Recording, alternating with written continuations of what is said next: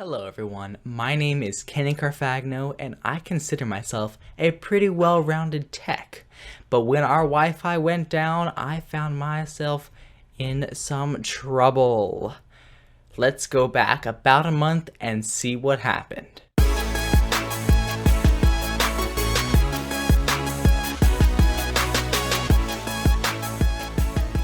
This is our TP-Link router, and it has worked good for us for the last over a year.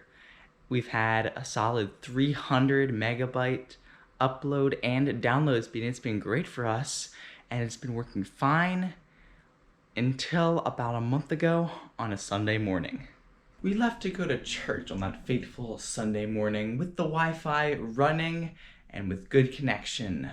We came back to find that all of our devices were connected but not getting any internet at all.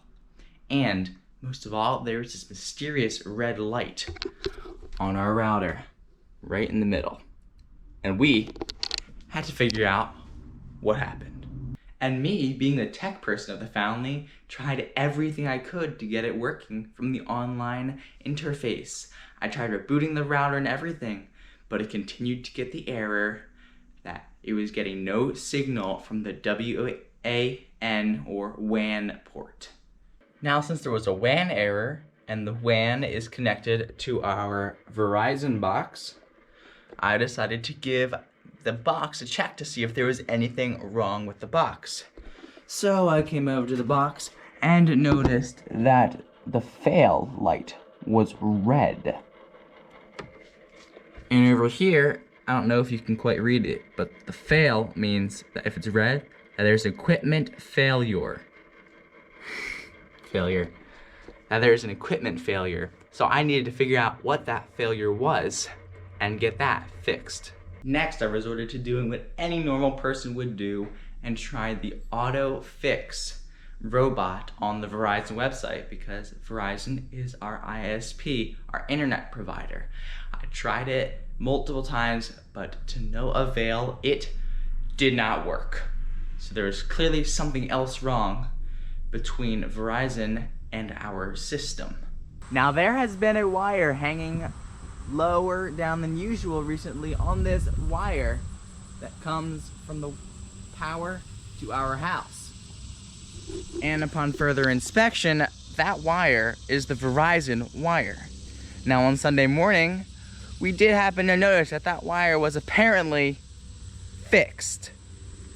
But we were wrong. That wire, instead of being up there, was on our lawn, coming across and coming to a dead end.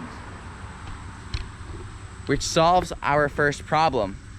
What happened? Now that we knew what the issue was and what the hardware failed was, as indicated here, we gave Verizon a call and they came shortly the next day to come fix the wire. But one mysterious thing we did notice about our router is instead of 300 megabytes per second, we were only getting 90. And that is not normal. We thought it was only temporary, but it continued like that. So now, I had another issue on my hands. It was time to get on a chat with Verizon.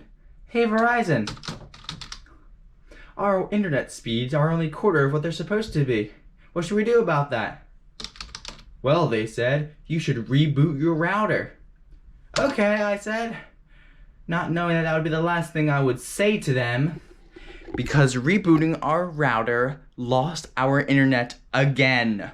Now we are without internet and nothing we can do about it. But me, thinking I could probably fix it, somehow decided that the router was broken. So we had to upgrade our router to a new router.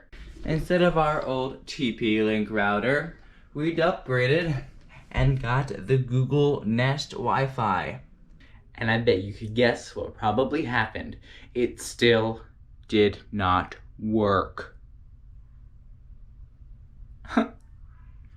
Next, we had to have Verizon come to our house again to fix our Wi-Fi.